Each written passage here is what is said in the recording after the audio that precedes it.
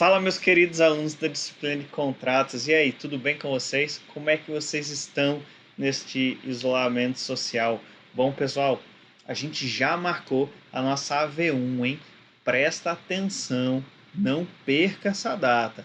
A avaliação ela vai ser lá no Moodle, a gente já tem a data fixada, vai ser realizado durante a sua primeira aula na próxima semana, certo? Confira no grupo a data e o horário certinho. Eu enviei também por e-mail e já tem um agendamento lá no Moodle. Portanto, cuidado para não perder essa data e ser prejudicado, tá bom?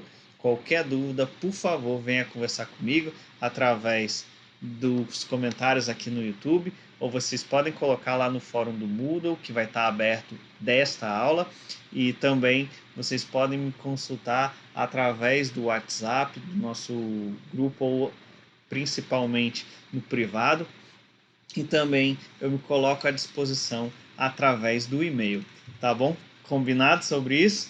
Então vamos lá, hoje a gente vai para a nossa 18ª aula, e a gente vai permanecer o estudo dos contratos em espécie, e a gente vai falar hoje sobre o contrato da troca e o contrato do estimatório.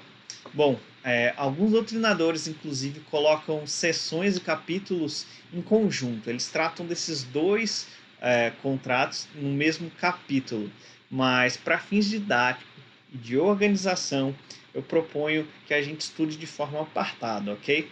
A gente vai ver na aula de hoje, primeiro a gente vai estudar o contrato da troca e depois a gente vai estudar o contrato estimatório.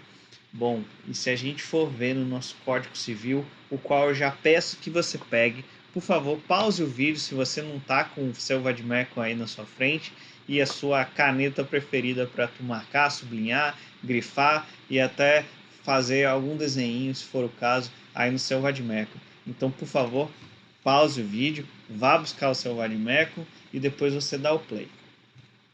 Presumo que você já tenha pegado seu Vadmecum, que já esteja na sua frente junto com a sua caneta. Então vamos dar continuidade.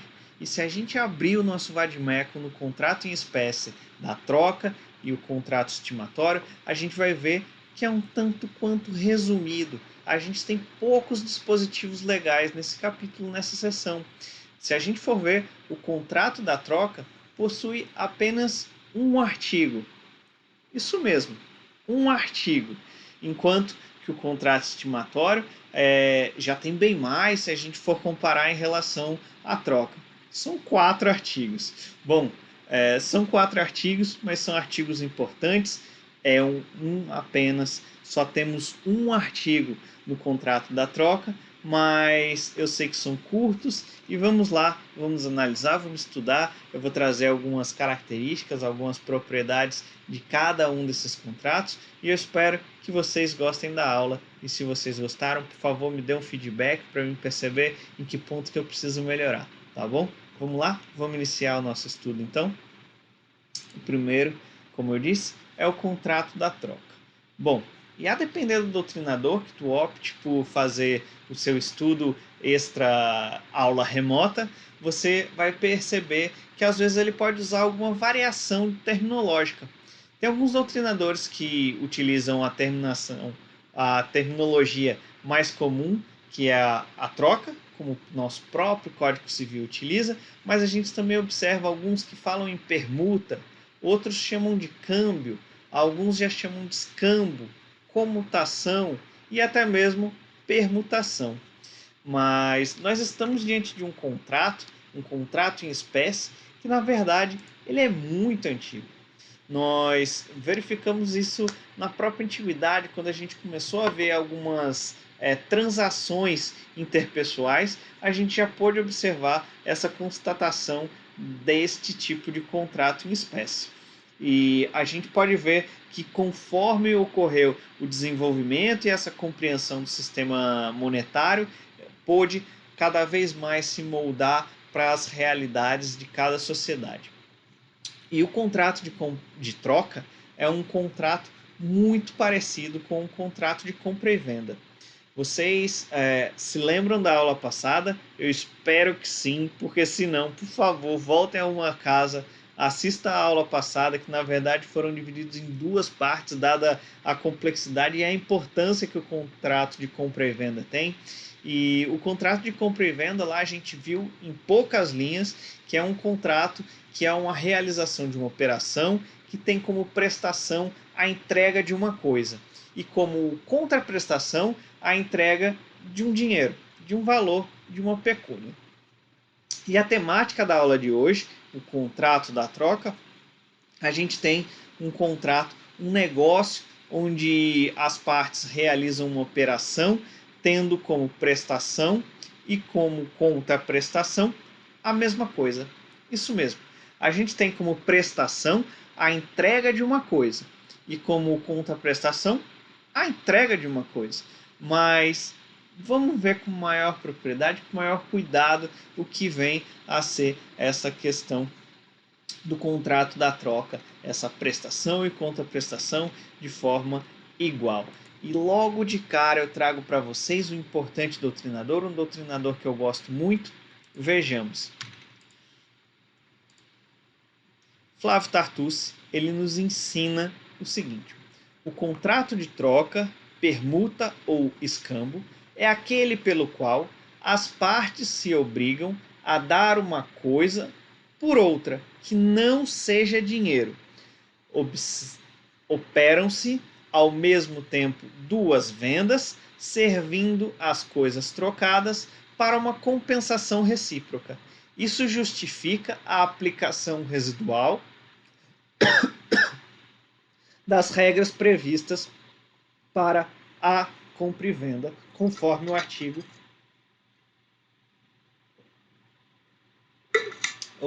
Vamos lá. Conforme o artigo 533 no seu caput do nosso Código Civil. Bom, e um importante ponto que eu já quero deixar desde já claro, que o próprio conceito de Flávio, do grande doutrinador Flávio Tartucci, nos traz e nos ensina. E se a gente for verificar esse artigo, que eu peço que vocês deem uma lida agora também, a gente consegue verificar que um ponto importante, que eu já quero deixar claro desde já, é que ocorre essa aplicação residual. Devem ser aplicadas as regras do contrato de compra e venda para esse contrato da troca, podendo esse contrato ser formal ou informal, solene e não solene. E diante desse contrato fixado, a gente já pode evoluir diante do conceito que eu espero que já tenha ficado enraizado para vocês também. Eu espero que a gente possa já avançar para o nosso segundo tópico. O nosso segundo tópico, que eu isolei aqui para vocês, que é o tópico das partes. Bom, o contrato de troca possui como parte os tradentes ou permutantes. Isso mesmo, recebe a mesma nomenclatura para ambos os lados. Porque se a gente tem que há essa prestação e contraprestação de forma igualitária, então não há o porquê ser distinguido, receber uma terminologia diferente. Estamos certos que nesse contrato nós temos a entrega de uma coisa. Se houve uma certa diferença entre as coisas e o tradentes eles concordam evidentemente, é possível a troca com essa entrega desse dinheiro complementar, o valor atribuído para esta outra coisa. Vou dar um exemplo. Digamos que a gente tenha Lucas, ele tem um celular. E esse celular dele, ele estima que vale R$ 2.000. Enquanto a gente vê que a Luísa também tem um celular e quer realizar uma troca com o Lucas. Todavia, o celular dela vale R$ 1.500. O que eu acabo de dizer para vocês é que pode haver, desde que haja essa concordância evidentemente entre as partes, essa complementação e a troca de iguais valores, digamos assim. E o nosso terceiro tópico é o tópico das características. Bom, a gente tem que o contrato da troca ele é sinalagmático, oneroso, comutativo, instantâneo, consensual e paritário. Bom, eu espero que só de ler vocês já saibam aplicar todos esses conceitos que estão aqui dispostos. Até porque a gente já viu todos esses conceitos na nossa aula de classificação. Então, diante disso, eu ficaria muito contente se vocês, só de verificar esse slide aqui, só de dar de cara com esse slide, vocês já soubessem as aplicações de cada um desses institutos. Mas se por acaso você não chegou nesse ponto, então eu queria falar brevemente sobre cada um deles, e se porventura permanecer alguma dúvida, por favor, me procurem, pessoal, por todas essas plataformas que a gente já conversou. O primeiro, ele é sinalagmático. Sinalagmático ou bilateral, porque implica em direitos e obrigações para ambos os contratantes, podendo ser bilateral ou plurilateral. E ele também é oneroso, pois a troca em si ela já é onerosa. E o que eu quero deixar claro é que, mesmo não havendo essa entrega em dinheiro, ou seja, em pecúnia, isso não tornará um contrato gratuito. Isso é um equívoco que muita gente aplica. Diz que o contrato ele só é oneroso se tiver entrega de pecúnia. No entanto, eu espero que vocês não cometam esse equívoco. Pessoal, o contrato ele é oneroso porque a gente vê que há uma troca em si, tá? Veja bem, as partes envolvidas elas sofreram sacrifício patrimonial, sendo possível a aplicação de suas eventuais peculiaridades nesta redução patrimonial, tá bom?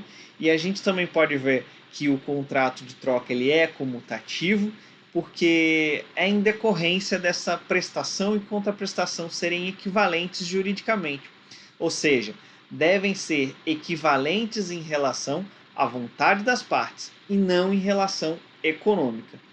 E também a gente pode dizer que ele é instantâneo por conta dos seus efeitos no tempo. Não são produzidos, na verdade, em uma vez só. Uma vez só é realizada essa troca, então ele é instantâneo.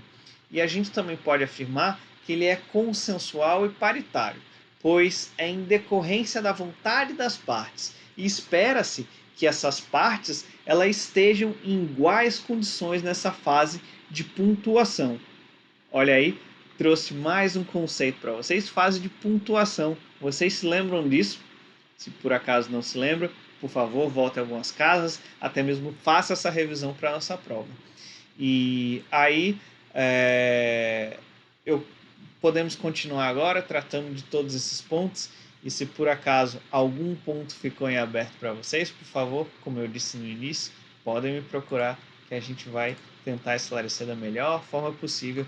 E agora eu trago a primeira pergunta aqui da nossa aula e eu gostaria que vocês parassem e refletissem sobre isso. Pode ocorrer a troca de valores desiguais? Bom, pessoal, diante do que a gente já conversou até esse momento, o que vocês acham? Vocês acham que essa troca nós devemos ter sempre valores iguais ou a gente pode observar valores desiguais?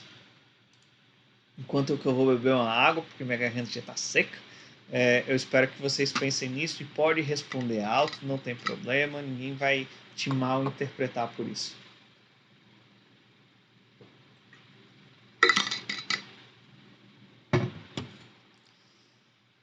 E aí, pessoal, pode ou não pode? O que vocês acham? Bom, na verdade, a exceção é quando a gente encontra o bem de mesmo valor econômico jurídico para ser realizado nessa troca. Isso mesmo, isso é exceção. É mais comum que a gente verifique valores diferentes. Por exemplo, e é o exemplo que eu trago até no fundo desse slide, que é a troca de figurinha. Essa troca de figurinhas com valores diferentes, na qual a gente verifica quem já realizou essa troca de figurinha, principalmente ali na época da Copa do Mundo, sabe muito bem o que eu vou falar agora.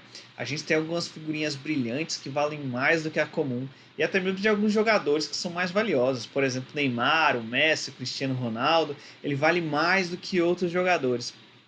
E a gente também pode dizer a questão de apartamentos, de carros e entre diversas outras possibilidades que a gente vê valores diferentes.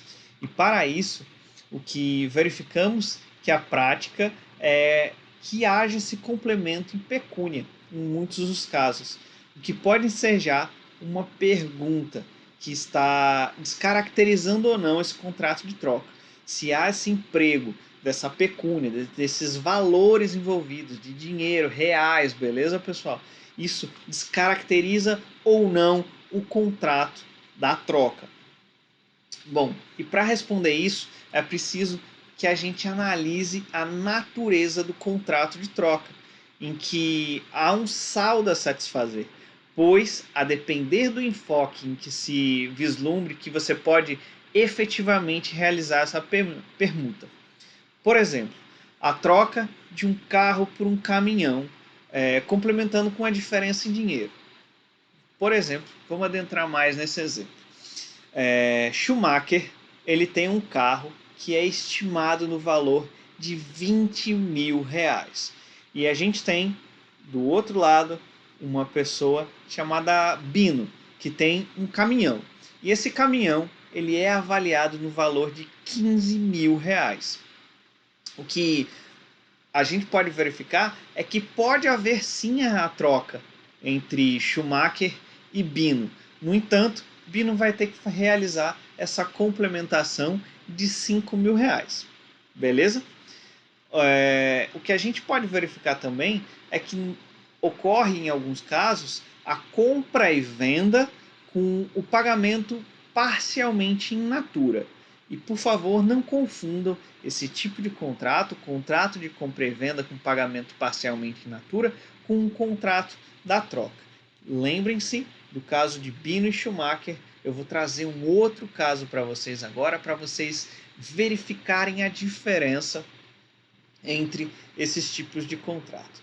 E o exemplo que eu trago para vocês é a venda de uma casa com o recebimento de um apartamento como parte de pagamento. Vamos adentrar nesse exemplo. Eu quero que vocês visualizem agora uma nova situação, esqueçam a situação do Schumacher e do Bino, e agora vamos focar em um outro exemplo prático. O exemplo é o seguinte: digamos que a gente tem uma pessoa que se chame Gustavo. E o Gustavo ele tem uma casa muito grande, uma mansão, uma fazenda gigantesca, tá bom? E a gente tem, digamos que uma outra pessoa que se chame Alok, que tem um apartamento. E esse apartamento que também seja um apartamento bem interessante. E Alok quer realizar a compra dessa casa de Gustavo. E para isso, ele dá como entrada o apartamento dele e complementa boa parte desse valor através de pecúnia, através de dinheiro. Notaram a diferença? Perceberam isso? Eu quero que vocês prestem atenção em um ponto, por favor. Trocar uma coisa por um serviço não é possível. O contrato de troca, ele é apenas entre coisas, tá bom?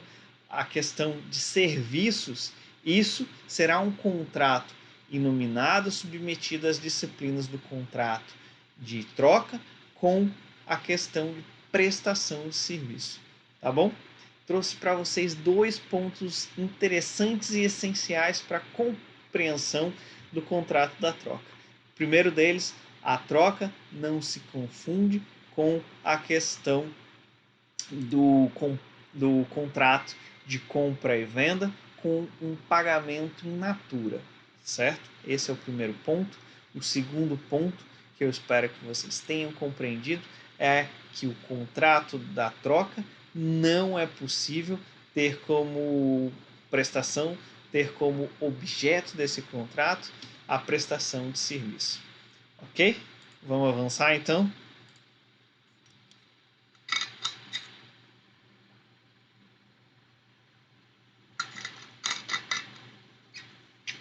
E a respeito desse último ponto que eu comentei, eu trago para vocês uma doutrina. Vamos analisar de Eduardo Spínola. é possível verificar três teorias. Verificação de qual o maior valor exato, se da coisa ou do saldo, caracterizando-se objetivamente, no primeiro caso, a permuta, e no segundo, a compra e venda. B. Segunda teoria. Verificação da efetiva intenção das partes apreciada de acordo com as circunstâncias. C. Consideração da permuta como regra geral para a entrega recíproca de bens, permuta com saldo, a não ser que a importância paga como saldo seja de tal maneira superior à coisa objeto do contrato, que indubitavelmente o pagamento em dinheiro deve ser considerado o objeto principal.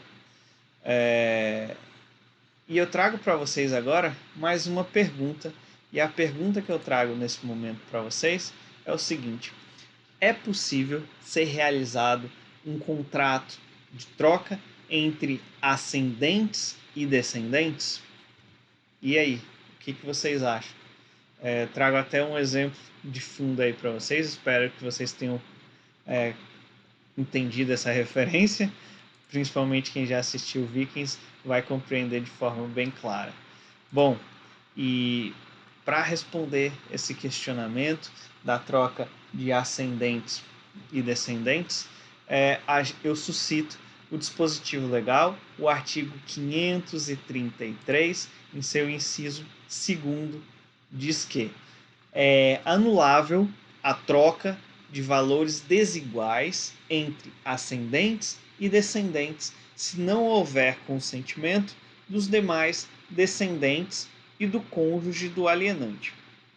Bom, trata-se de uma norma específica aplicável à troca, pois se presume que pode haver uma onerosidade excessiva e, em razão disso, haver um prejuízo aos demais herdeiros desse tradente, que deu essa parte maior, que deu entre essas duas prestações desse contrato de troca, aquele que deu essa parte maior vai ter um prejuízo, e esse prejuízo diretamente vai afetar esses herdeiros.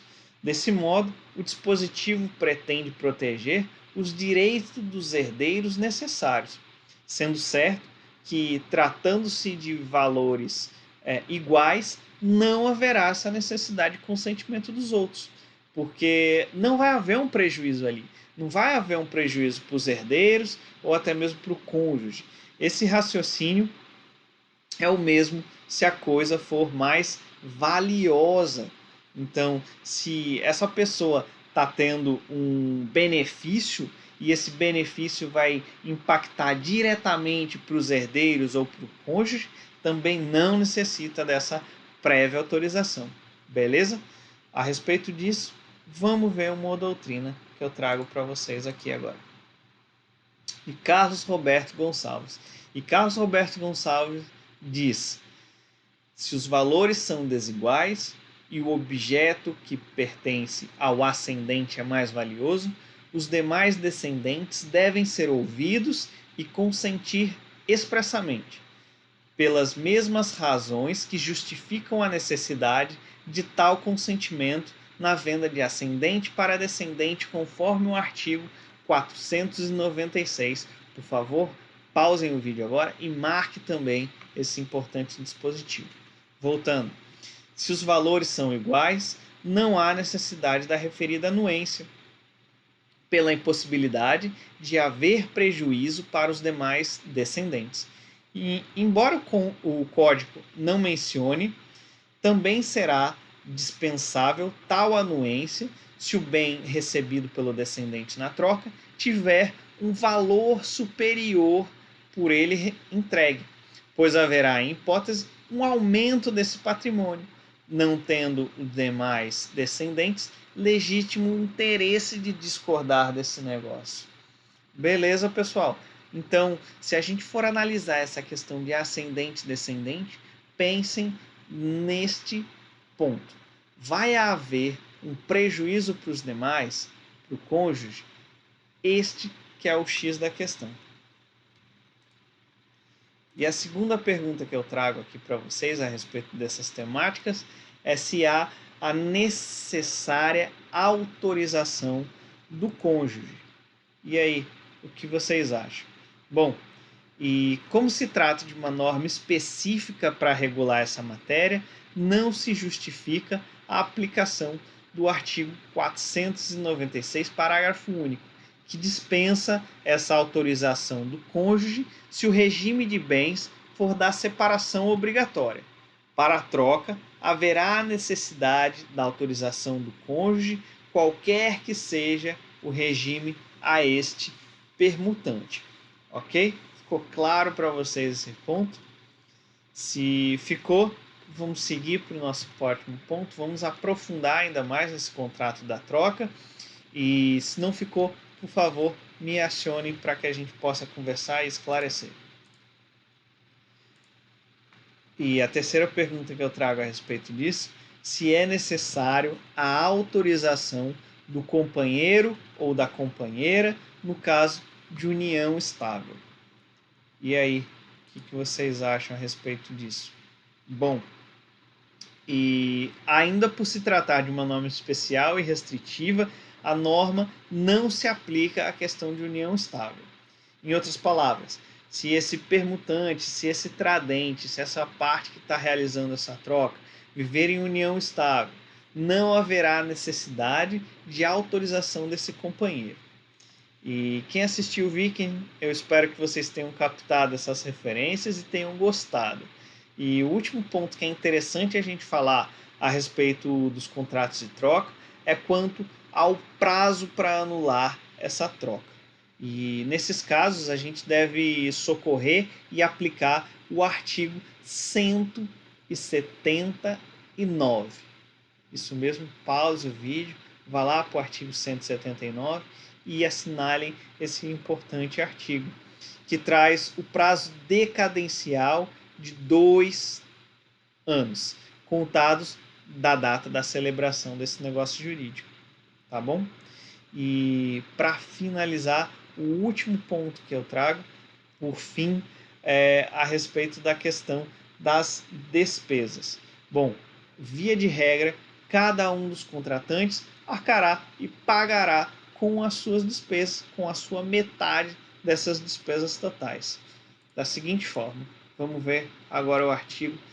O artigo 533 diz que aplicam-se à troca as disposições referentes à compra e venda com os seguintes modificações. E no inciso 1º, a gente verifica: salvo disposição contrária, cada um dos contratantes pagará por metade as despesas deste instrumento de troca.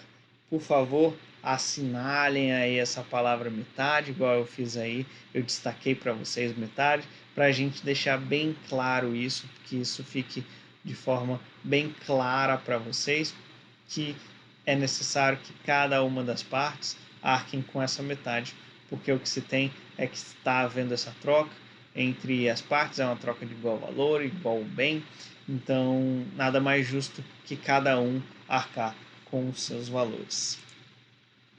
Bom, e aqui nesse momento a gente pode ir agora para o nosso segundo ponto, para a questão dos contratos estimatórios.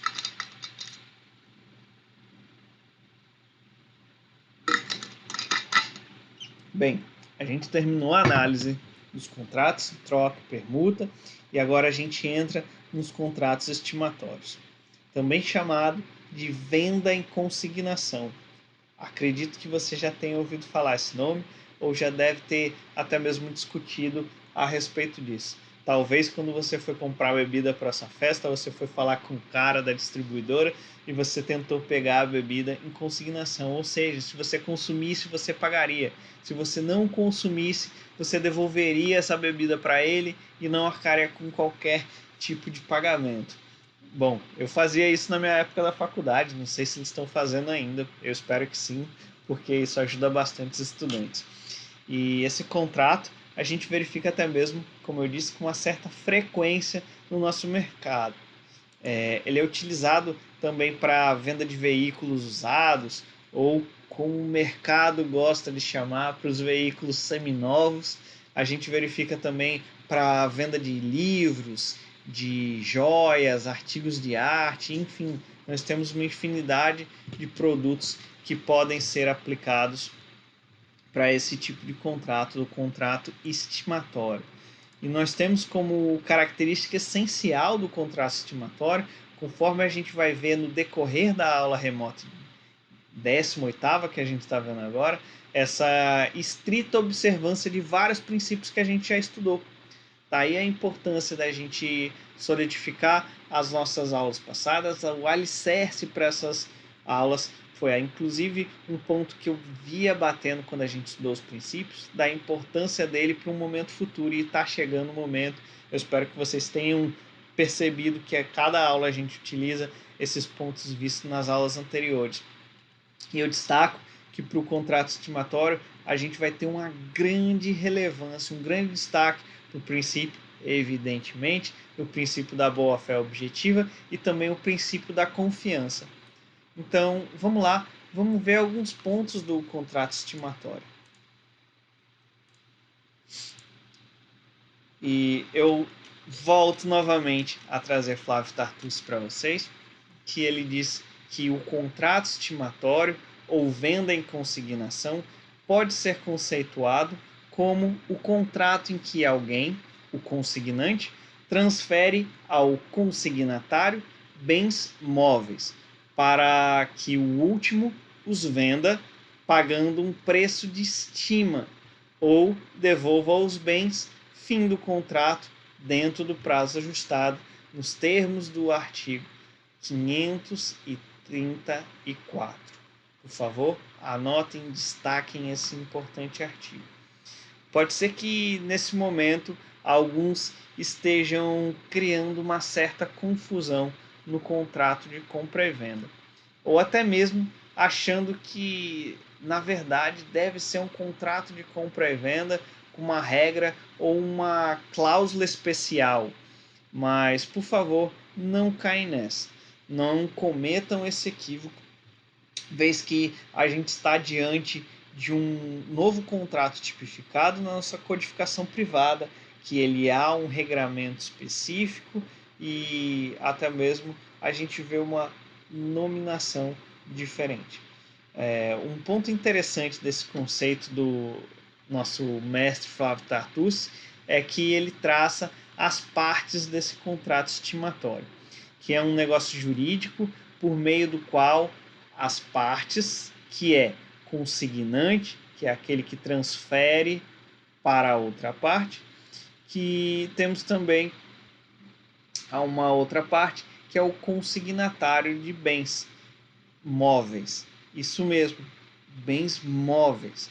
É restrito a bens móveis esse tipo de contrato, a fim de que ele promova essa venda segundo um preço estabelecido, que conforme Flávio diz, é o preço de estima, e caso ele não consiga promover com essa venda e não consiga realizar o pagamento do preço de estima, ele restitua ao próprio consignante os bens móveis que foram tomados neste primeiro momento.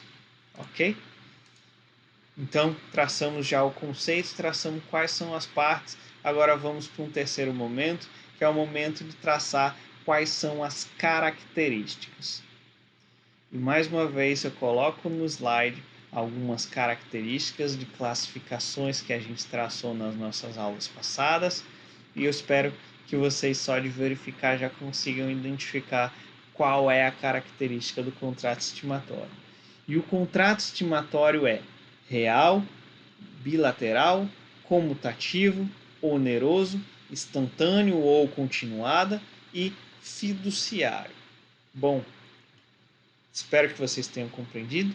Se por acaso não compreendeu, vou fazer alguns pontos, alguns conceitos rasteiros a respeito destas características aqui já estabelecidas. Em primeiro ponto, ele é real, pois se aperfeiçoa quando esse bem consignado é entregue ao consignatário. Assim, antes dessa entrega, o contrato ele não se aperfeiçoa. Ele só se aperfeiçoa quando há essa real entrega para o consignatário, que é o objeto deste contrato estimatório. Ele é bilateral, pois a gente tem muito bem definida, como a gente já conversou, e impõe os direitos e deveres para ambas as partes, muito bem definidos e já tratados aqui nessa aula, mas a gente vai verificar novamente que nós também podemos dizer que a gente consegue visualizar a sinalagma. Todavia, no meu papel de professor, cabe eu trazer que existe alguns doutrinadores que entendem que o contrato estimatório ele é um contrato unilateral, já que com a entrega da coisa e o nascimento do contrato, todas as obrigações são para o consignário, sendo o principal delas o pagamento desse preço de estima, o preço estimado. E vocês conseguem visualizar que apenas um lado vai ter que fazer tudo? Pois bem, é o que esses doutrinadores defendem. Eu respeito, mas eu não compartilho desse entendimento. Eu acredito que é um contrato bilateral, porque a gente consegue visualizar de forma bem clara quais são os direitos, quais são os deveres de cada uma das partes. E ele é comutativo, uma vez que essas prestações impostas às partes são certas e determinadas no próprio contrato estimatório. Ele é oneroso, porque a gente consegue verificar essa questão do sacrifício patrimonial e fica ainda mais latente porque a gente tem o pagamento do preço de estima. E por envolver essa questão de preço de estima, a gente consegue verificar a pecúnia, então fica ainda muito mais fácil a gente verificar e concluir que o contrato estimatório ele é oneroso. E o contrato também ele pode ser instantâneo, mas ele também pode assumir uma certa forma de continuada. Veja bem, eu vou trazer uns exemplos para vocês que vão ficar mais claro de visualizar. Digamos que haja um fornecimento de bebidas de um bar para uma distribuidora. Esse fornecimento ele pode ocorrer uma única vez, aí a gente tem que ele é instantâneo, ou ele pode ocorrer dentro de um período estabelecido e determinado no contrato estimatório, ou seja, ele é continuado. Digamos que esse período seja semanal, ou mensal, semestral, enfim, qualquer periodicidade que você queira atribuir para esse contrato estimatório. Verifiquem que há uma periodicidade. Eu não falei uma mensalidade. Aqui, esse período ele pode ser estabelecido de acordo com a conveniência e a vontade das partes. E no fim de cada período, o consignatário ele pode optar por realizar o pagamento do preço da estima ou ele pode devolver essas bebidas conforme o exemplo que a gente está verificando aqui. Essas bebidas consignadas que não foram vendidas nem consumidas, eles podem devolver. Isso é muito comum no nosso mercado. E por fim, a gente pode afirmar que o contrato estimatório é um contrato fiduciário.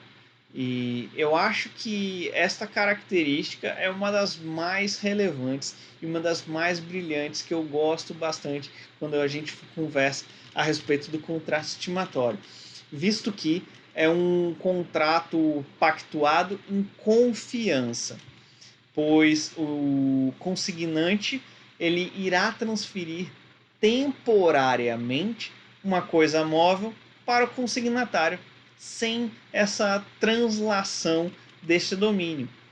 Percebam, aqui há dois pontos de extrema relevância. Primeiro, que essa transferência ela se dá em caráter temporário, e segundo, que não há essa translação deste domínio. Beleza?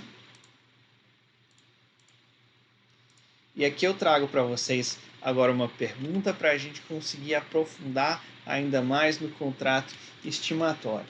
Quais são as obrigações e os direitos de cada uma das partes?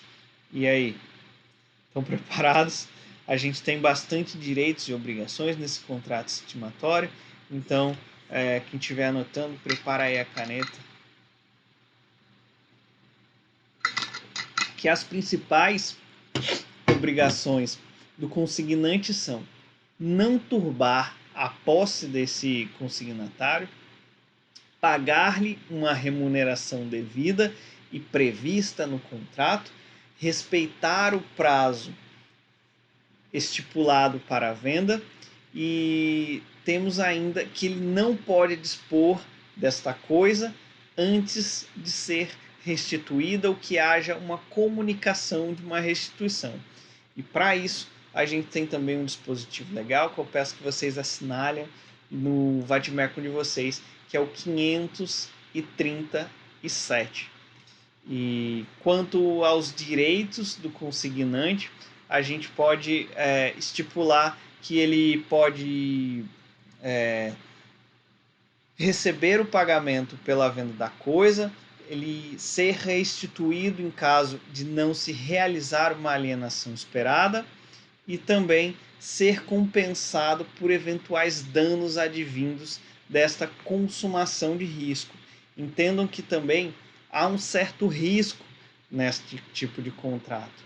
Lembra de alea? Então, a gente verifica a alea aqui nesse tipo de contrato também. Há um eventual risco e a gente pode depender isso também do artigo. Anotem, sublinhem, grifem ou pintem um vademecum, depende do gosto de vocês, do artigo 535. Ou até mesmo de eventual comportamento culposo deste devedor.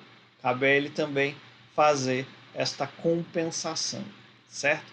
Agora, a gente já viu a questão do consignante, vamos agora para o outro lado da demanda, para outra parte da demanda, que é o consignatário. E para isso, a gente tem as seguintes obrigações: vender a coisa consignada ou devolver dentro do prazo estabelecido no contrato, respeitar o preço indicado pelo consignante e até mesmo respeitar o contrato, porque vai haver uma cláusula com esse preço lá, e repassar esse preço devido e principalmente conservar esta coisa. Ele deve evitar eventuais danos que possam vir a causar, conforme também o artigo 535. E em contrapartida, a gente tem alguns direitos para o consignatário, que são receber a remuneração estipulada, vender a coisa, podendo facultativamente restituir ou eventualmente ficar com esta coisa pagando esse preço estabelecido. E ele também não pode ser turbado pelo consignante ou por quem quer que seja. E para finalizar, eu trago um artigo que merece um destaque entre os pontos que não conversamos a respeito dos contratos estimatórios, que é o artigo 537, o qual eu peço que vocês também façam a marcação, que diz o seguinte: o consignante não pode dispor da coisa antes de lhe ser restituída ou de lhe ser comunicada a restituição. Ou seja, uma vez que o consignante transfere a posse desta coisa móvel ao consignatário, com o propósito de que ele venda para terceiros, perde o consignante o poder das disposições sobre essas coisas, enquanto se mantenha a posse desse consignatário, o que não impede que esta coisa venha a ser penhorada por credores do consignante, enquanto estiver na posse desse consignatário. Ok? E essa era o que eu tinha para falar sobre vocês. Como eu disse, é uma aula um pouco tanto quanto concisa, porque a gente verifica que são poucos artigos, poucos entendimentos legais, embora são contratos bem aplicados no nosso mercado. E para finalizar, eu queria fazer uma pergunta para vocês, mas antes deixa eu contar um velho ditado de índios Cherokees, que é conhecido como os dois lobos. Reza uma história que um velho índio Cherokee estava conversando com seu neto ao lado de uma fogueira e contou certa vez o seu neto ele contou uma história em que ele havia vivenciado uma certa injustiça e isso estava no coração dele incomodando bastante. E com muita sabedoria, o velho índio Cherokee, o avô, ele falou: dentro de nós existe uma luta dentro de nós que é uma luta terrível entre dois lobos. A gente tem um lobo mau e esse lobo mau ele tem dentro dele a raiva, a inveja, arrependimento, a arrogância, inferioridade, superioridade e também o senso dessas questões de injustiça. E a gente também tem um lobo bom. E esse lobo bom, ele carrega dentro dele a alegria, a paz, amor, esperança, humildade, generosidade, verdade, compaixão e fé. E a gente tem esse lobo, tanto o lobo mau quanto o lobo bom dentro da gente. E diante disso, o neto, consternado e prestando bastante atenção na história que seu avô lhe contava, ele para por alguns instantes, reflete sobre o que o avô acabou de dizer e ele pergunta: e qual dos lobos é que vence dentro da gente? E com a mesma sabedoria da história que lhe foi contada, o avô também responde a pergunta. E ele responde da seguinte forma: vence o lobo que você alimentar mais. Bom, a gente tem o lobo mau e o lobo bom dentro de nós. E a pergunta que eu faço para vocês é essa: qual é o lobo que você está alimentando? Qual é o lobo que você está alimentando nessa quarentena, que é um momento de reflexão? Eu espero que vocês pensem nisso e carreguem esse ensinamento para um pouco mais da sua vida, tá bom? Até a próxima semana e vamos em frente. Até mais, pessoal. Obrigado.